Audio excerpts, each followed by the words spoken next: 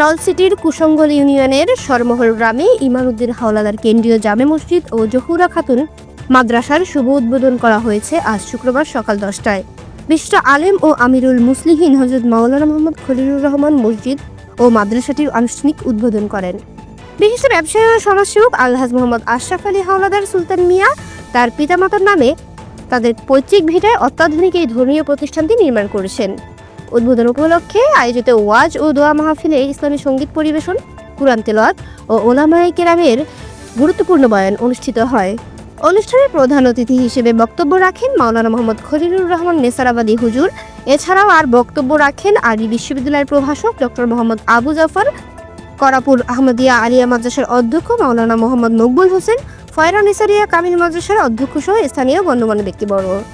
প্রধান অতিথির বক্তব্যে নেসারাবাদী হুজুর বলেন, এটি প্রত্যন্ত অঞ্চলে এমন সুন্দর একটি মসজিদ ও মাদ্রাসা নির্মাণ অত্যন্ত প্রশংসনীয় উদ্যোগ।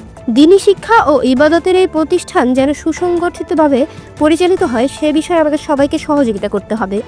অনুষ্ঠানে সভাপতিত্ব করেন প্রতিষ্ঠানের প্রতিষ্ঠাতা পরিচালক আলহাজ মোহাম্মদ আশরাফ আলী হাওলাদার সুলতান মিয়া।